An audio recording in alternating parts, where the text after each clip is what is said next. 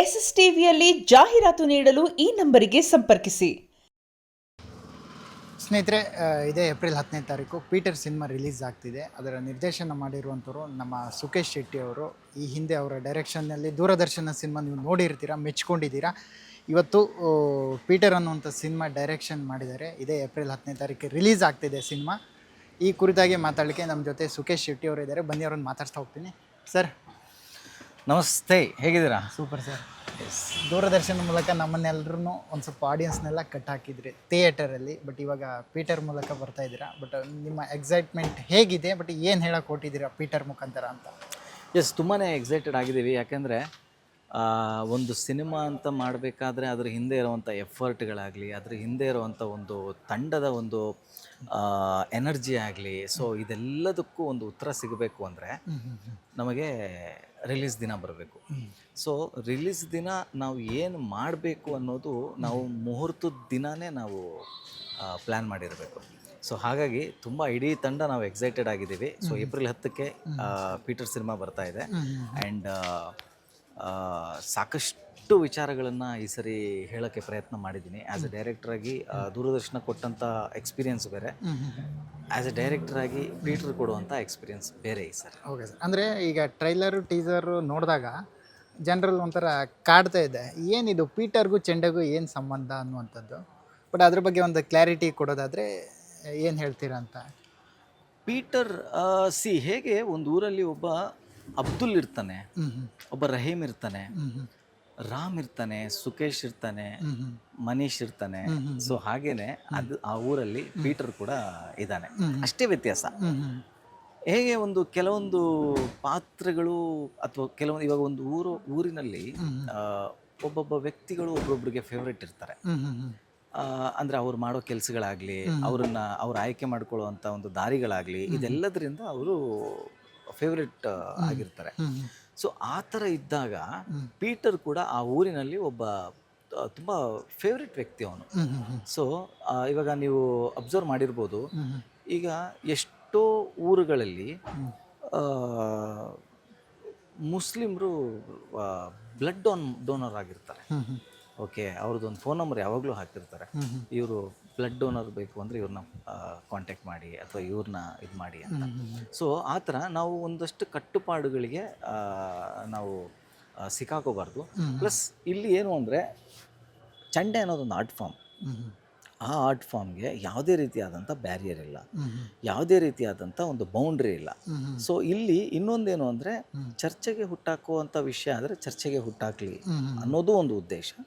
Plus ಇಲ್ಲಿವರೆಗೂ ಸಾಕಷ್ಟು ಜನ ಕ್ವಶನ್ ಮಾಡಿದ್ದಾರೆ, ಅಂದರೆ ಪೀಟರ್ಗೂ ಚಂಡೆಗೂ ಸಂಬಂಧ ಹೇಗೆ ಅಂತ. ಬಟ್ ನಾನು ಹೇಳೋದು it's a human connection. Peter ಮತ್ತು ಆರ್ಟ್ ಫಾರ್ಮ್ ಅನ್ನೋದು, ಒಬ್ಬ ಮನುಷ್ಯ ಮತ್ತು ಆರ್ಟ್ ಫಾರ್ಮ್ ಅನ್ನೋದು ಇಟ್ಸ್ ಅ ಕನೆಕ್ಷನ್ ಬಿಟ್ವೀನ್ ಪ್ರಕೃತಿ ಮತ್ತು ಮನುಷ್ಯನ ನಡುವಿನ ಒಂದು ಕನೆಕ್ಷನ್. ಅದು ಬಿಟ್ಟರೆ ಬೇರೆ ಯಾವುದೇ ರೀತಿಯಾದಂಥ ಧಾರ್ಮಿಕವಾಗಿ ಅಥವಾ ಬೇರೆ ಯಾವುದೇ ರೀತಿಯಾದಂಥ ಉದ್ದೇಶಗಳಿಲ್ಲ. ಅಂದರೆ ಇದನ್ನು ಈ ಧರ್ಮದವರೇ ಮಾಡಬೇಕು, ಈ ಜಾತಿಯವರೇ ಮಾಡಬೇಕು ಅನ್ನುವಂಥದ್ದಿಲ್ಲ. ಆ ರೀತಿ ಒಂದು ಮೆಸೇಜ್ ಕೊಡುವಂಥ ಇಲ್ಲ. ಯಾರು ಬೇಕಾದ್ರೂ ಚಂಡೆಯನ್ನು ಕಲಿಬೋದು, ಯಾರು ಬೇಕಾದರೂ ಚಂಡೆಯನ್ನು ಬಾರಿಸ್ಬೋದು, ಎಲ್ಲಿ ಬೇಕಾದ್ರೂ ಬಾರಿಸ್ಬೋದು. ಓನ್ಲಿ ಏನು ಅಂದರೆ ಅದನ್ನು ಶಿಸ್ತುಬದ್ಧವಾಗಿ ಕಲಿತು ಮಾಡುವಂಥದ್ದು. ಆಮೇಲೆ ಚಂಡೆಯಲ್ಲಿ ಒಂದು ಡಿವೈನ್ ಎನರ್ಜಿ ಇದೆ, ಚಂಡೆಯಲ್ಲಿ ಒಂದು ಡಿಸಿಪ್ಲಿನ್ ಇದೆ. ಸೊ ಹಾಗಾಗಿ ಯಾವುದೇ ಕಾರಣಕ್ಕೂ ಇಲ್ಲೂ ಕೂಡ ಇಲ್ಲ, ಅದು ಇಲ್ಲೂ ಕೂಡ ಉಲ್ಲೇಖ ಆಗಿಲ್ಲ ಅಥವಾ ಎಲ್ಲೂ ಕೂಡ ಬರೋದಿಲ್ಲ ಚಂಡೆ ಅನ್ನೋದು ಇಂಥವರೇ ಮಾಡಬೇಕು ಅಂತ ಎಲ್ಲೂ ಕೂಡ ಇಲ್ಲ. ಸೊ ಹಾಗಾಗಿ ಆ ಪ್ರಶ್ನೆನೇ ಬರಲ್ಲ. ಸರ್, ಅದೇ ಈ ಹಿಂದೆ ದೂರದರ್ಶನ ಮಾಡಿದಾಗ ಕೂಡ ಈ ಮಲೆನಾಡಿನ ಭಾಗದ ಈ ಥರ ಕಥೆಯನ್ನು ಹೇಳಕ್ಕೆ ಹೊರಟಿದ್ರಿ. ಮತ್ತು ಈ ಪೀಟರ್ ಮುಖಾಂತರ ಅದೇ ಮಲೆನಾಡಿನ ಕಥೆಯನ್ನೇ ಕಟ್ಕೊಡಕ್ಕೆ ಬಂದಿದ್ದೀರಾ. ಬಟ್ ಈ ಸುಕೇಶ್ ಶೆಟ್ಟಿಯವರು ಈ ರೀತಿ ಕಥೆಗಳನ್ನೇ ಹೇಳ್ತಾರೆ, ಬೇರೆ ಕಥೆಗಳನ್ನೆಲ್ಲ ಯಾವಾಗ ಹೇಳ್ತಾರೆ, ಹೇಳುವಂಥದ್ದು ಪ್ರಯತ್ನ ನಡೀತಿದೆ? ಫಸ್ಟ್ ನನ್ನೊಳಗಡೆ ಇರುವಂಥ ಕಥೆಗಳು, ನನ್ನ ಪರಿಸರದ ಸುತ್ತ ನಡೆಯುವಂಥ ಕಥೆಗಳನ್ನು ನಾನು ಪವರ್ಫುಲ್ಲಾಗಿ ಹೇಳಿದಾಗ ನನಗೆ ಅದನ್ನು ತಲುಪಿಸೋದಕ್ಕೆ ಈಸಿ ಆಗುತ್ತೆ. ಫಸ್ಟು ನನ್ನ ಪರಿಸರದ ಕಥೆನ ನಾನು ಹೇಳಬೇಕು, ಯಾಕಂದರೆ ನನಗದು ಕಟ್ಕೊಡೋಕ್ಕೆ ಈಸಿ. ನನ್ನದಲ್ಲದ ಕಥೆಗಳನ್ನು ನಾನು ಹೇಳಕ್ಕೆ ಹೋದಾಗ ಏನಾಗುತ್ತೆ, ಅಲ್ಲಿ ಅದು ಸಿನಿಮಾ ಆಗಲ್ಲ, ಅದು ಬರೀ ಒಂದು ಕತೆ ಹೇಳ್ಕೊಂಡು ಹೋಗಬೇಕಾಗತ್ತೆ. ಸೊ ಅದಕ್ಕೆ ಮೊದಲು ನಾನು ನೋಡಿರುವಂಥ, ನಾನು ನನ್ನ ಸುತ್ತ ಇರುವಂಥ, ನಾನು ಕೇಳಿರುವಂಥ ಪಾತ್ರಗಳನ್ನೆಲ್ಲ ಒಟ್ಟು ಮಾಡಿ, ಸೊ ಒಂದು ಆ, ಈಗ ದೂರದರ್ಶನದ ಒಂದು ಕೆಲಸಕ್ಕೂ ಪೀಟರ್ ಕೆಲಸಕ್ಕೂ ಅಜಗಜಾಂತರ ವ್ಯತ್ಯಾಸ ಇದೆ. ನೀವು ನೋಡ್ಬೋದು ದೂರದರ್ಶನದ ವರ್ಕ್ ಹೇಗಿತ್ತು, ಪೀಟರ್ ವರ್ಕ್ ಹೇಗಿತ್ತು ಅಂತ. ಸೊ ದೂರದರ್ಶನದಲ್ಲಿ ಮೋರ್ ಆಫ್ ಹ್ಯೂಮನ್ ಎಮೋಷನ್ಸ್ನ ಟಚ್ ಮಾಡಿದ್ದೀನಿ ನಾನು, ಮೋರ್ ಆಫ್ ಪಾತ್ರಗಳನ್ನು ಟಚ್ ಮಾಡಿದ್ದೀನಿ. ಸೊ ಅದು ನನ್ನ ಸ್ಟ್ರೆಂತ್. ಇಲ್ಲಿ ಬರೀ ಪಾತ್ರಗಳು, ಬರೀ ಎಮೋಷನ್ ಅಲ್ಲದೆ ಒಂದು ಬ್ಯಾಕ್ ಡ್ರಾಪ್ನ ಫಿಟ್ ಮಾಡಿದ್ದೀವಿ, ಒಂದು ಬ್ಯಾಕ್ ಡ್ರಾಪ್ನ ಸೆಟ್ ಮಾಡಿದ್ದೀವಿ, ಒಂದು ಸುತ್ತ ಹಚ್ಚ ಹಸಿರಿನ ಮಧ್ಯ ನಡೆಯುವಂಥ ಒಂದು ಕತೆ. ಈ ಕಥೆಯನ್ನು ಎಷ್ಟು ನೀಟಾಗಿ ನಾವು ಪ್ರೆಸೆಂಟ್ ಮಾಡಿದ್ದೀವಿ ಅನ್ನೋದು ಇಂಪಾರ್ಟೆಂಟ್. ಓಕೆ ಸರ್, ಅಂದರೆ ಈಗ ಟ್ರೇಲರ್ ನೋಡಿದಾಗ ಈ ಸಿನಿಮಾನು ಸಸ್ಪೆನ್ಸಾ, ಥ್ರಿಲ್ಲರ ಅಥವಾ ಹಾರರ, ಯಾವ ಜಾನರ್ ಅಂತಲೇ ಗೊತ್ತಾಗ್ತಿಲ್ಲ ಸರ್. ಆಡಿಯನ್ಸ್ಗೆ ಒಂದು ಸ್ವಲ್ಪ ಕನ್ಫ್ಯೂಷನ್ ಆಗ್ತಾ ಇದೆ. ನೀವು ಏನು ಹೇಳಕ್ಕೆ ಕೊಟ್ಟಿದ್ದೀರಾ ಅಂತ. ಎಸ್, ನೀವು ಹೇಳಿರೋ ಅಷ್ಟೂ ಇದೆ ಸಿನಿಮಾದಲ್ಲಿ, ಅಷ್ಟೂ ಇದೆ. ಅದೆಲ್ಲವನ್ನ ನಾವು ಎಕ್ಸ್ಪೀರಿಯನ್ಸ್ ಮಾಡಿಸ್ತಾ ಇದ್ದೀವಿ ಆಡಿಯನ್ಸ್ಗೆ. ಸೊ ಒಂದು ಸಿನಿಮಾ ಅಂತ ಮಾಡಿದಾಗ ಎಸ್, ಕತೆ ಇಂಪಾರ್ಟೆಂಟು, ಬಟ್ ನಾವು ಅದನ್ನು ಹೇಗೆ ಪ್ರೆಸೆಂಟ್ ಮಾಡ್ತೀವಿ ಅಥವಾ ಹೇಗೆ ಅದನ್ನು ತೋರಿಸ್ತೀವಿ ಅನ್ನೋದು ತುಂಬ ಇಂಪಾರ್ಟೆಂಟ್ ಆಗುತ್ತೆ. ಅದು ಒಬ್ಬ ನಿರ್ದೇಶಕ ಒಂದು ಕಥೆಯನ್ನು ಮಾಡಿಕೊಂಡಾಗ ಅದನ್ನು ಚಿತ್ರಕಥೆಯಾಗಿ ಆಡಿಯನ್ಸ್ಗೆ ಹೇಗೆ ಮುಟ್ಟಿಸ್ತಾನೆ ಮತ್ತು ಆಡಿಯನ್ಸಲ್ಲಿ ಅದನ್ನು ಎಷ್ಟು ಇಂಪ್ಯಾಕ್ಟ್ಫುಲ್ಲಾಗಿ, ಅಂದರೆ ನಮ್ಮ ಈ ಪೀಟರ್ ಸಿನಿಮಾ ನೋಡಿದಾಗ ನೋಡುಗನಿಗೆ ಅಥವಾ ಸಿನಿಮಾ ಪ್ರೇಕ್ಷಕನಿಗೆ ತುಂಬ ಕಾಡುತ್ತೆ, ಪಾತ್ರಗಳು ಕಾಡುತ್ತೆ, ಆ ಜಾಗ ಕಾಡುತ್ತೆ, ಆ ಒಂದು ಸಣ್ಣ ಮನೆ ಕೂಡ ಕಾಡುತ್ತೆ. ಇದು ಬೇಸಿಕ್ ಐಡಿಯಾ ಇದ್ದಿತ್ತು. ಅಂದರೆ ಈ ಸರಿ ನಾನು ಸಿನಿಮಾ ಅಂತ ಮಾಡಿದಾಗ ಕ್ರಿಯೇಟಿವ್ ಆಗಿ ಸಾಕಷ್ಟು ನಾನು ಅಪ್ಗ್ರೇಡ್ ಆಗಬೇಕಾಗಿತ್ತು. ಓಕೆ, ಆ್ಯಂಡ್ ಟೆಕ್ನಿಕಲಿ ನಾನು ಅಪ್ಗ್ರೇಡ್ ಆಗಬೇಕಾಗಿತ್ತು, ಆ್ಯಂಡ್ ಸಿನಿಮಾ ಪ್ರೆಸೆಂಟೇಷನಲ್ಲಿ ಅಪ್ಗ್ರೇಡ್ ಆಗಬೇಕಾಗಿತ್ತು. ಸೊ ಇದು ಒಬ್ಬ ನಿರ್ದೇಶಕ ಸಿನಿಮಾಯಿಂದ ಸಿನಿಮಾಗೆ ಅವನು ಬಡ್ತಿ ಪಡಿತಾ ಹೋಗಬೇಕಾಗಿತ್ತು. ಸೊ ಆ ನಿಟ್ಟಿನಲ್ಲಿ ಇಲ್ಲಿವರೆಗೂ ಈ ಪೀಟರ್ ಅನ್ನೋ ಏನು ಸಿನಿಮಾ ಇದೆಯಲ್ಲ, ಇದು ತುಂಬ ಒಂದು ಕ್ವಾಲಿಟಿ ವೈಸ್ ಆಗಲಿ ಮತ್ತು ಕಂಟೆಂಟ್ ವೈಸ್ ಆಗಲಿ ತುಂಬ ಬೇರೆದೇ ಒಂದು ಉದ್ದೇಶ ಇಟ್ಕೊಂಡು ಮಾಡಿರೋವಂಥದ್ದು. ಪ್ಲಸ್ ಥಿಯೇಟ್ರಿಗೆ ಆಡಿಯನ್ಸ್ ಬಂದಾಗ ಅವ್ರಿಗೆ ಹೊಸ ಥರದ್ದೇನೋ ಒಂದು ಅನುಭವವನ್ನು ಕಟ್ಟಿಕೊಡ್ಬೇಕಾಗಿತ್ತು. ಸೊ ಅದು ಈ ಸಿನಿಮಾದಲ್ಲಿ ಮಾಡಿದ್ವಿ. ಓಕೆ, ಈ ಹೇಗೆ ಸರ್ ಈ ಕತೆ ಹುಟ್ಟಿದ್ದು ಹೇಗೆ ಅಂತ ಪೀಟರ್ ಈಗ ದೂರದರ್ಶನ ಆದಮೇಲೆ ಮತ್ತೊಂದು ಸಿನಿಮಾ ಮಾಡಲೇಬೇಕು, ಮತ್ತೊಂದು ಸಿನಿಮಾ ಮಾಡಲೇಬೇಕು ಅಂದಾಗ ಒಂದು ಕತೆ ಹುಡುಕ್ಲೇಬೇಕು, ಒಂದು ಕತೆ ಹುಡುಕ್ಲೇಬೇಕು ಅನ್ನೋದು ಪ್ರತಿಯೊಬ್ಬರು ಯೋಚನೆ ಮಾಡ್ತಾರೆ. ಆದರೆ ಒಂದು ಹೊಸ ಕಥೆಯನ್ನು ನಾವು ಎಷ್ಟು ಇಂಪ್ಯಾಕ್ಟ್ಫುಲ್ಲಾಗಿ ಹೇಳಬೇಕು ಅನ್ನೋದು ತುಂಬ ಇಂಪಾರ್ಟೆಂಟ್. ಯಾಕೆಂದರೆ ಜನ ಇವತ್ತು ಥಿಯೇಟ್ರಿಗೆ ಬರ್ತಿರೋದು ತುಂಬ ಒಂದು ಆನ್ ಆ್ಯಂಡ್ ಆಫ್ ಇದ್ದಾರೆ ಅನ್ನೋದು ನಾವು ನಂಬಲೇಬೇಕಾದಂಥ ವಿಷಯ. ಆನ್ ಆ್ಯಂಡ್ ಆಫ್ ಇರೋರ್ನೂ ಕೂಡ ನಾವು ಆನ್ ಆ್ಯಂಡ್ ಆಫ್ ಇದ್ರೂ ಕೂಡ ನಾವು ಸಿನಿಮಾ ಮಾಡ್ತಿದ್ದೀವಿ ಅಂದರೆ ಅದು ತುಂಬ ಒಂದು ತುಂಬ ಧೈರ್ಯ ಬೇಕು. ಅದಕ್ಕೆ ಅಂಥ ಧೈರ್ಯ ತೊಗೊಂಡಾಗ ನಾವು ಸ್ಕ್ರೀನ್ ಮೇಲೆ ಏನು ತೋರಿಸ್ತೀವಿ ಅನ್ನೋದು ಕೂಡ ಇಂಪಾರ್ಟೆಂಟ್ ಆಗುತ್ತೆ. ನಾವು ಸ್ಕ್ರೀನ್ ಮೇಲೆ ತೋರಿಸೋವಂಥ ಒಂದು ಫಿಲಮ್ ಅಥವಾ ಚಿತ್ರ ಏನಿದೆ ಅದು ಆಡಿಯನ್ಸ್ಗೆ ಎಕ್ಸ್ಪೀರಿಯನ್ಸ್ ಕೊಡಲೇಬೇಕು, ಥಿಯೇಟ್ರಿಕಲಿ ಎಕ್ಸ್ಪೀರಿಯನ್ಸ್ ಕೊಡಲೇಬೇಕು ಅಂತ ನಾವು ಈ ಸರಿ ಡಿಸೈಡ್ ಆಗ್ಬಿಟ್ಟಿದ್ವಿ. ಸೊ ಹಾಗಾಗಿ ಆಡಿಯನ್ಸು ಥಿಯೇಟ್ರಿಗೆ ಬಂದರೆ ಒಂದು ಬ್ಯೂಟಿಫುಲ್ ಎಕ್ಸ್ಪೀರಿಯನ್ಸ್ ಅಂತೂ ಸಿಗೋದು ಡೌಟ್ ಇಲ್ಲ. ಓಕೆ ಸರ್, ಈಗ ದೂರದರ್ಶನ ಮಾಡಿದಾಗ ಒಂದು ಅದ್ಭುತ ಪ್ರತಿಕ್ರಿಯೆ ಸಿಕ್ಕಿತ್ತು. ಅಂದರೆ ನೀವು ಅಂದುಕೊಂಡಂಥ ರೀಚ್ ಸಿಕ್ಕಲಿಲ್ಲ ಸಿನಿಮಾಗೆ. ಸಿನಿಮಾ ಅದ್ಭುತವಾಗಿತ್ತು, ಬಟ್ ಹೊಸ ಕಾಂಟೆಂಟ್ ಏನೋ ಒಂದು ಹೇಳಕ್ಕೆ ಕೊಟ್ಟಿದ್ರು ಸುಖೇಶ್ ಶೆಟ್ಟಿಯವರು, ಬಟ್ ಆ ರೀಚ್ ಸಿಗಲಿಲ್ಲ ಆ ಸಿನಿಮಾಗೆ. ಬಟ್ ಈ ರೀತಿಯಾಗಿ ಎಲ್ಲಿ ಮಿಸ್ಟೇಕ್ ಆಗಿರ್ಬೋದು ಅನ್ನೋ ನಿಮ್ಮ ಅನಿಸಿಕೆ, ಅಭಿಪ್ರಾಯ ಏನು, ಎಲ್ಲಿ ಆಗಿರ್ಬೋದು ಈ ಥರದ ಒಂದು ಮಿಸ್ಟೇಕ್ ಆಯಿತು ನಿಮ್ಮ ಕಡೆಯಿಂದ ಆಯಿತಾ ಇಲ್ಲ ಯಾವ ಕಡೆ?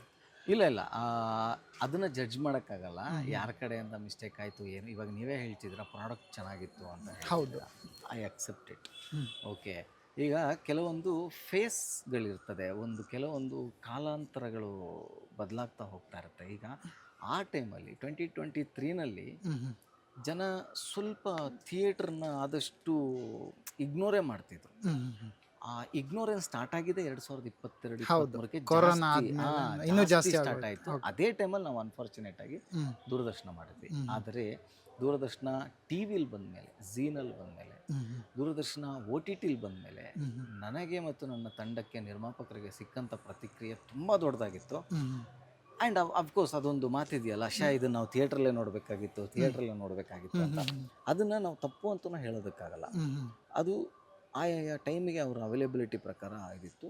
ಬಟ್ ಸ್ವಲ್ಪ ಪ್ರಚಾರ ಕೂಡ ನಾವು ಮಾಡಬೇಕಾಗಿತ್ತು. ಕೊನೆ ಗಳಿಗೆಯಲ್ಲಿ ನಮಗೆ ಪ್ರಚಾರ ಕೂಡ ನಾವು ಸ್ವಲ್ಪ ಡೌನ್ ಆಯಿತು ಅಂತ ಅನಿಸುತ್ತೆ. ಇನ್ನೊಂದು ಆ ಟೈಮಲ್ಲಿ ಅದೊಂದು ಟ್ರಾನ್ಸ್ಫಾರ್ಮೇಷನ್ ಅಂತಾರಲ್ಲ, ಆಡಿಯನ್ಸು ಥಿಯೇಟ್ರ್ ಮಧ್ಯೆ ಡಿಟ್ಯಾಚ್ಮೆಂಟ್ ಆಗುವಂಥ ಟ್ರಾನ್ಸ್ಫಾರ್ಮೇಷನ್ ಅದು ಜಾಸ್ತಿ ಇತ್ತು. ಸೊ ಹಾಗಾಗಿ ಇದೆಲ್ಲ ಸೇರಿನೇ ಆ ಥರ ಒಂದು ಎಕ್ಸ್ಪೀರಿಯನ್ಸ್ ಆಯ್ತು ನಮಗೆ. Okay sir. ಈಗ ಟ್ರೈಲರ್ ನೋಡಿದಾಗ ಅನಿಸುತ್ತೆ ಇದೇನೋ ನೆಕ್ಸ್ಟ್ ಲೆವೆಲ್ ಹೋಗುವಂಥ ಮೂವಿ ಏನೋ ಒಂದು ಇದೆ ಈ ಸಿನಿಮಾದಲ್ಲಿ ಅನ್ನುವಂಥದ್ದು ಆಡಿಯನ್ಸ್. ಈಗ ಫಾರ್ ಎಕ್ಸಾಂಪಲ್ ಈಗ ನಾನೇ ಟ್ರೈಲರ್ ನೋಡ್ತಿದ್ದಾಗ ಈ ಸಿನಿಮಾ ನೋಡಬೇಕು ಆ ಥರ ಫೀಲ್, ಕುತೂಹಲ ನೋಡಬೇಕು ಅನ್ನುವಂಥದ್ದು ಆ ಥರ ಫೀಲ್ ಕಟ್ಕೊಡುತ್ತೆ. ಈಗ ನನಗಂತಲ್ಲ, ಪ್ರತಿಯೊಬ್ಬರಿಗೂ ಹಾಗೆ ಅನಿಸುತ್ತೆ. ಆ ರೀತಿ ಕಂಟೆಂಟ್ ಕ್ರಿಯೇಟ್ ಮಾಡುವಾಗ ನಿಮ್ಮ ಥಾಟ್ ಏನಾಗಿತ್ತು ಏನು? ಈ ಸಿನಿಮಾಗೆ ನಾನು ಒಂದಂತೂ ಡಿಸೈಡ್ ಆಗಿಬಿಟ್ಟಿದ್ದೆ, ನಾವು ರಿಲೀಸ್ ಮಾಡೋ ಫಸ್ಟ್ ಲುಕ್ ಪೋಸ್ಟರಿಂದ ಹಿಡಿದು ಸಿನಿಮಾ ರಿಲೀಸ್ವರೆಗೂ ನಾವು ಯಾವುದೇ ಕಂಟೆಂಟ್ ಬಿಟ್ರು ಅದು ಎಕ್ಸ್ಕ್ಲೂಸಿವ್ ಆಗಿ ಇರಬೇಕು ಮತ್ತು ಅಟೆನ್ಷನ್ ಸೀಕರ್ ಆಗಿರಬೇಕು. ಸೊ ಪೀಟರ್ ಅನ್ನೋ ಟೈಟಲ್ ಕೂಡ ಬಂದಿದ್ದು ಹಾಗೇನೆ.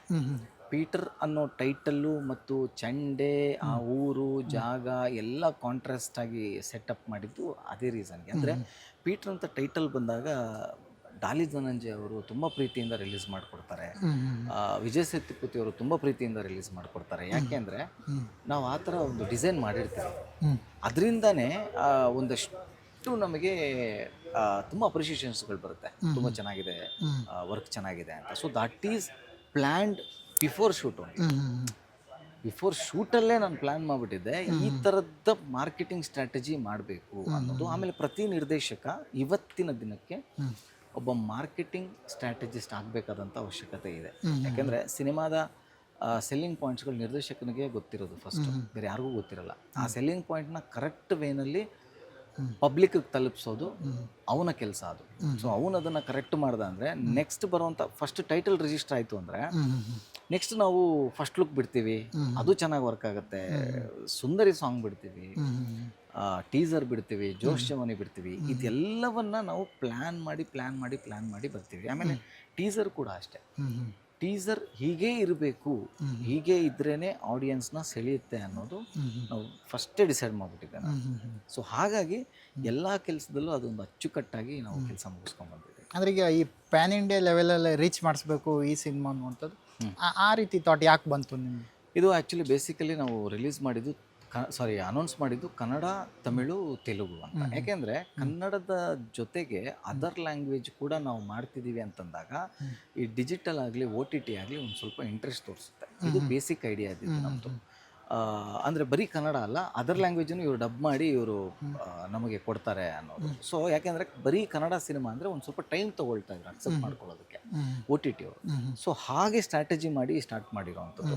ಯಾವಾಗ ನಾವು ವರ್ಕ್ ಎಲ್ಲ ಕಂಪ್ಲೀಟ್ ಮಾಡ್ತೀವಿ, ಥಿಂಕ್ ಮ್ಯೂಸಿಕ್ ಇಂಡಿಯಾ ನಮ್ಮ ಆಡಿಯೋನ ಬೈ ಮಾಡುತ್ತೆ. ಆ ಬೈ ಮಾಡಿದ ಮೇಲೆ ಅವ್ರು ನಮಗೆ ಕಾನ್ಫಿಡೆನ್ಸ್ ಕೊಡ್ತಾರೆ, ಇದನ್ನು ಅದರ್ 3 ಲ್ಯಾಂಗ್ವೇಜಲ್ಲೂ ರೆಡಿ ಮಾಡಿ ಇದು 100% ವರ್ಕ್ ಆಗುತ್ತೆ ಅಂತ. ಸೊ ಹಾಗೆ ನಿಧಾನಕ್ಕೆ ಆ ಕಾನ್ಫಿಡೆನ್ಸ್ ಮೇಲೇ ನಮ್ಮದು ಪೋಸ್ಟ್ ಪ್ರೊಡಕ್ಷನ್ ಎಲ್ಲ ನಡೀತಾ ಇದ್ದಿದ್ದು ಬೇರೆ ಬೇರೆ ಮುಂಬೈಯಲ್ಲಾಗಲಿ, ಆಮೇಲೆ ಚೆನ್ನೈಯಲ್ಲಿ, ಕೊಚ್ಚಿನಲ್ಲಿ. ಅಲ್ಲಿನ ಪೋಸ್ಟ್ ಪ್ರೊಡಕ್ಷನ್ ಸ್ಟುಡಿಯೋಗಳು ನಮಗೆ ಕಾನ್ಫಿಡೆನ್ಸ್ ಕೊಡ್ತು, ಇಲ್ಲ ಈ ಕಂಟೆಂಟು ಇಲ್ಲೂ ವರ್ಕ್ ಆಗುತ್ತೆ, 100% ವರ್ಕ್ ಆಗುತ್ತೆ. ಆ್ಯಂಡ್ ಥಿಂಕ್ ಮ್ಯೂಸಿಕ್ ಅವರು ನಮ್ಮ ಜೊತೆ ನಿಂತರು, ನೀವು ಎಲ್ಲ ಲ್ಯಾಂಗ್ವೇಜನ್ನು ರೆಡಿ ಮಾಡಿ song, we are there to support you ಅಂತ. ಸೊ ಆ ಥರ ಅಂದರೆ ಸಿನಿಮಾನೇ ತನ್ನಷ್ಟಕ್ಕೆ ಆದಂಥ, ಕನ್ನಡ ಬಿಟ್ಟು 3 ಲ್ಯಾಂಗ್ವೇಜಿಗೆ ಆಟೋಮೆಟಿಕ್ಕಾಗಿ ಆದಂಥ ಒಂದು ಪ್ರಾಸೆಸ್ ಅದು. ಅದೇ ಇವಾಗ ನಾವು ಮಾತಾಡಿದೆ, ಅಂದರೆ ಟ್ರೈಲರ್ ಸಾಂಗ್ ನೋಡ್ತಾ ಇದ್ದಾಗ ನಂಗೆ ಸಿನಿಮಾ ನೋಡಲೇಬೇಕು ಅನ್ನುವಂಥದ್ದು ಒಂದು ಕುತೂಹಲ ಮೂಡುತ್ತೆ ಅನ್ನುವಂಥದ್ದು. ಬಟ್ ಈ ರೀತಿ ನಿಮ್ಮ ವರ್ಗದಲ್ಲೇ ಯಾರಾದರೂ ಬಂದು ಹೇಳಿರುವಂಥದ್ದು ಉಂಟಾ ನಿಮಗೆ ಅನ್ನುವಂಥದ್ದು? 100ಕ್ಕೆ 100% ಜನ ಹೇಳಿದ್ದಾರೆ. ಇವತ್ತಿಗೂ ತುಂಬ ಜನ ಹೇಳ್ತಿದ್ದಾರೆ, ಇಲ್ಲ ಈ ಸಿನಿಮಾಗೆ ನಾನು ವೆಯ್ಟ್ ಮಾಡ್ತಾ ಇದ್ದೀನಿ, ಈ ಸಿನಿಮಾ ಪ್ರತಿಯೊಂದು ಕಂಟೆಂಟ್ ಬಿಟ್ಟಾಗಲೂ ನನಗೆ ಇಂಡಸ್ಟ್ರಿಯಿಂದನೂ ತುಂಬ ಅಪ್ರಿಷಿಯೇಷನ್ಸು, ನನಗಾಗಲಿ, ನಮ್ಮ ನಟರಿಗಾಗಲಿ, ನಿರ್ಮಾಪಕರಿಗಾಗಲಿ, ಎಲ್ರಿಗೂ ತುಂಬಾ ಅಪ್ರಿಷಿಯೇಷನ್ಸ್ಗಳು ಸಿಕ್ಕಿದೆ. ಸೊ ಹಾಗಾಗಿ we are very blessed. And ಯಾವತ್ತೂ ಅಷ್ಟೇ ನಿರ್ದೇಶಕ ಮತ್ತು ತಂಡ ಒಂದು ನೀಟಾಗಿ ಸ್ಟ್ರಾಟಜಿ ಮಾಡಿ, ಪ್ಲ್ಯಾನ್ ಮಾಡಿ, ಪ್ರತಿಯೊಂದು ಕಂಟೆಂಟನ್ನು ಸರಿಯಾದ ರೀತಿಯಲ್ಲಿ ಪ್ರಮೋಟ್ ಮಾಡಿ, ಅದನ್ನು ಸರಿಯಾದ, ಅಂದರೆ ನಾವು ಸುಮ್ಮನೆ ಪಬ್ಲಿಸಿಟಿ ಮಾಡ್ತೀವಿ ಅಂದ್ರೆ ಆಗಲ್ಲ, ಪ್ರಮೋಷನ್ ಮಾಡ್ತೀವಿ ಅಂದ್ರೆ ಆಗಲ್ಲ, ಸ್ಟಫ್ ಇರಬೇಕು. ನಾವು ಏನು ಬಿಡ್ತೀವಲ್ವಾ ಅದು ವರ್ಕ್ ಆಗೋ ಥರ ಇರಬೇಕು. ಸೊ ಆ ಥರ ಇದ್ದರೆ ಮಾತ್ರ ಅದು ವರ್ಕ್ ಆಗುತ್ತೆ. ಇಲ್ಲ ಅಂದರೆ ನಾವು ಅದ್ರ ಮೇಲೆ 1 ಕೋಟಿ ಹಾಕಿದ್ರು ಅದು ವರ್ಕ್ ಆಗಲ್ಲ. ಸೊ ಹಾಗಾಗಿ ಇದು ಈ ಜಾಣ್ಮೆ ನಿರ್ದೇಶಕನಿಗೆ ಮೊದಲೇ ಇರಬೇಕಾಗುತ್ತೆ. ಒಂದು ಸಿನಿಮಾ ಅಂದರೆ ಇವತ್ತು ಬರೀ ಜನಕ್ಕೆ ತೋರಿಸುವಂಥ ಮಾಧ್ಯಮ ಅಲ್ಲ, ಅದು 100 ವಿಭಾಗಗಳಾಗಿ ಅದು ವಿಂಗಡಣೆ ಆಗುತ್ತೆ. OTT ಆಗಲಿ, ಅದರ್ ಲ್ಯಾಂಗ್ವೇಜ್ ಆಗಲಿ, ಒಂದು 12 ಡಬ್ಬುಗಳಾಗಲಿ, TV ಆಗಲಿ, ಮತ್ತೊಂದು ಏರ್ಲೈನ್ಸ್ ಆಗಲಿ. ಸೊ ಎಲ್ಲ ಕಡೆ ಸಲ್ಲೋ ಥರ ಸಿನಿಮಾ ಮಾಡಬೇಕು. ಸೊ ಇದು ನನ್ನ ಮೂಲ ಉದ್ದೇಶ ಇದೆ. ನೀವು ಎಷ್ಟು ನಿರೀಕ್ಷೆ ಇಟ್ಕೊಂಡಿದ್ರಿ ಈ ಪೀಟರ್ ಬಗ್ಗೆ ಅಂತ? ಖಂಡಿತ ನಿರೀಕ್ಷೆ ತುಂಬಾ ಇದೆ. ಯಾಕೆಂದರೆ ಯಾವತ್ತೂ ನಾವು ಒಂದು ಒಳ್ಳೆ ಪ್ರಾಡಕ್ಟ್ ಮಾಡಿದಾಗ ತುಂಬ ಕಾನ್ಫಿಡೆನ್ಸ್ ಆಗಿ ಬರ್ತೀವಿ. ಟೀಮ್ ಆಗಲಿ ನಾವಾಗಲಿ ತುಂಬ ಕಾನ್ಫಿಡೆನ್ಸ್ ಆಗಿ ಮಾಡ್ತಾ ಹೋಗ್ತೀವಿ. ನಿರೀಕ್ಷೆ ಇಟ್ಕೊಳ್ಳೋದ್ರಲ್ಲಿ ತಪ್ಪೇ ಇಲ್ಲ. ಬಟ್ ಅದ್ರ ಜೊತೆಗೆ ಆ ಒಂದು ಸಣ್ಣ ಒಂದು ಟೆನ್ಷನ್ ಕೂಡ ಇರುತ್ತೆ. ಅಂದರೆ ನಾವು ಸರಿಯಾದ ರೀತಿಯಲ್ಲಿ ಪ್ರಮೋಟ್ ಮಾಡ್ತಿದ್ದೀವಿ, ಸರಿಯಾದ ರೀತಿಯಲ್ಲಿ ಪಬ್ಲಿಸಿಟಿ ಮಾಡ್ತಿದ್ದೀವಿ, ಜನಕ್ಕೆ ತಲುಪಿಸ್ತಾ ಇದ್ದೀವಿ, ಸಾಕಷ್ಟು ಅಂಶಗಳನ್ನು ತಲುಪಿಸ್ತಾ ಇದ್ದೀವಿ. ಬಟ್ ಏನು ಅಂದರೆ end of the day Friday ಕೊಡುವಂಥ ರಿಸಲ್ಟ್ ತುಂಬಾ ದೊಡ್ಡದಾಗಿರುತ್ತೆ. ಹೌದು. ಸೊ ಅದಕ್ಕೆ ನಮಗೆ ಗುರು ಹಿರಿಯರ ಆಶೀರ್ವಾದ ಆಗಲಿ, ಆಮೇಲೆ ದೇವರ ಆಶೀರ್ವಾದ ಮತ್ತು ಜನಗಳ ಆಶೀರ್ವಾದ. ಯಾಕೆಂದರೆ ಫ್ರೈಡೇ ಒಂದಿನ ಒಳ್ಳೆ ರಿಪೋರ್ಟ್ ಬಂದರೆ ಹೌದು, ಮುಂದೆ ಅವರೇ ತಗೊಂಡು ಸ್ಯಾಟರ್ಡೇಯಿಂದ ನಮಗೆ ದೇವರಾಗ್ಬಿಡ್ತಾರೆ ಅಭಿಮಾನಿಗಳು. ಹೌದು, ಐ ಮೀನ್ ಸಿನಿಮಾ ಪ್ರೇಕ್ಷಕರು. ಸೊ ಹಾಗಾಗಿ ಅವ್ರ ಮೇಲೆ ತುಂಬ ಭರವಸೆ ಇಟ್ಕೊಂಡಿದ್ದೀವಿ, ಅವ್ರ ಮೇಲೆ ತುಂಬ ಒಂದು ನಂಬಿಕೆ ಇಟ್ಕೊಂಡಿದ್ದೀವಿ. ಸೊ ಅದೆಲ್ಲವನ್ನು ಇಟ್ಕೋತಾ ಸುಮ್ಮನೆ ನಾವು ಬ್ಲೈಂಡಾಗಿ ಇಟ್ಕೋತಾ ಇಲ್ಲ. ನಾವು ಆ ಥರ ಒಂದು ಪ್ರಾಡಕ್ಟ್ನ ರೆಡಿ ಮಾಡಿದ್ದೀವಿ, ಆ ಥರ ಒಂದು ಕೆಲಸ ಮಾಡಿದ್ದೀವಿ. ಸೊ ಹಾಗಾಗಿ ಯಾವತ್ತೂ ಅಷ್ಟೇ ಒಂದು ಪ್ರಾಡಕ್ಟನ್ನು ನಾವು ತುಂಬ ಚೆನ್ನಾಗಿ ರೆಡಿ ಮಾಡಿದ್ದೀವಿ ಅಂದಾಗ ಅದನ್ನು ಮಾರ್ಕೆಟ್ ಮಾಡೋದ್ರಲ್ಲಿ, ಸೆಲ್ ಮಾಡೋದ್ರಲ್ಲಿ ಹಿಂದೆ ಮುಂದೆ ಯೋಚನೆ ಮಾಡಲೇಬಾರ್ದು. ಸೊ ಹಾಗಾಗಿ ಇದೆಲ್ಲವನ್ನು ನೀಟಾಗಿ ಮಾಡ್ಕೊಂಡ್ಬಂದಿದ್ದೀವಿ. ಹೌದು ಸರ್. ಇದೇ 10ನೇ ತಾರೀಕು ಸಿನಿಮಾ ಬರ್ತಾ ಇದೆ. ಬಟ್ ಆಡಿಯನ್ಸ್ಗೆ ಏನು ಹೇಳೋಕ್ಕೆ ಇಷ್ಟಪಡ್ತೀರಾ ಈ ಸಂದರ್ಭದಲ್ಲಿ? ಏಪ್ರಿಲ್ 10ನೇ ತಾರೀಕು ಸಿನಿಮಾ ರಿಲೀಸ್ ಆಗ್ತಿದೆ. ಇಲ್ಲಿವರೆಗೂ ಸಿನಿಮಾ ಒಂದು ದೂರದರ್ಶನ ಸಿನಿಮಾ ನೋಡಿದ್ದೀರಾ, ನಿಮಗೊಂದು ಕಾನ್ಫಿಡೆನ್ಸ್ ಕೊಟ್ಟಿದ್ದೀನಿ ಆ್ಯಸ್ ಎ ನಿರ್ದೇಶಕನಾಗಿ. ಪೀಟರ್ ಸಿನಿಮಾದ ಹಾಡುಗಳು ನೋಡಿದ್ದೀರಾ, ಪೀಟರ್ ಸಿನಿಮಾದ ಟೀಸರ್ ನೋಡಿದ್ದೀರಾ, ಪೀಟರ್ ಸಿನಿಮಾದ ಎಲ್ಲ ಕಂಟೆಂಟ್ಗಳನ್ನು ನೋಡಿದ್ದೀರಾ. ನಾವು ಹೇಳೋದನ್ನೆಲ್ಲ ನಿಮಗೆ ನಮ್ಮ ಕೆಲಸಗಳ ಮೂಲಕ, ನಮ್ಮ ಕಂಟೆಂಟ್ಗಳ ಮೂಲಕ ನಾವು ಎಲ್ಲ ಹೇಳಿದ್ದೀವಿ. ಅದೆಲ್ಲವೂ ಯೂಟ್ಯೂಬಲ್ಲಿದೆ. ಸೊ ಅದಷ್ಟನ್ನು ನೋಡಿದ್ರೇ ಸಾಕು ನಿಮಗೆ ನಮ್ಮ ಕೆಲಸ ಏನು, ನಮ್ಮ ಕ್ವಾಲಿಟಿ ಏನು, ನಾವು ಎಷ್ಟು ಅಚ್ಚುಕಟ್ಟಾಗಿ ಸಿನಿಮಾ ಮಾಡಿದ್ದೀವಿ ಅಂತ. ಇದೆಲ್ಲವನ್ನು ಪರಿಗಣಿಸಿ, ಇದೆಲ್ಲದ ಜೊತೆಗೆ ನಿಮ್ಮ ಒಂದು ಅಮೂಲ್ಯ ಒಂದು ಟೈಮ್ ಏನಿದೆಯಲ್ಲ ಅದನ್ನು ನೀವು ಕೊಟ್ಟರೆ ನಿಮಗೆ ಥಿಯೇಟ್ರ್ನಲ್ಲಿ ಒಂದು ಬ್ಯೂಟಿಫುಲ್ ಆದಂಥ, ಒಂದು ಅದ್ಭುತವಾದಂಥ ಥಿಯೇಟ್ರಿಕಲ್ ಎಕ್ಸ್ಪೀರಿಯನ್ಸ್ನ ನೀವು ಮಾಡಲೇಬೇಕು. ಯಾಕೆಂದರೆ ನಾವು ಈ ಸಿನಿಮಾನ we purely made for theatrical experience.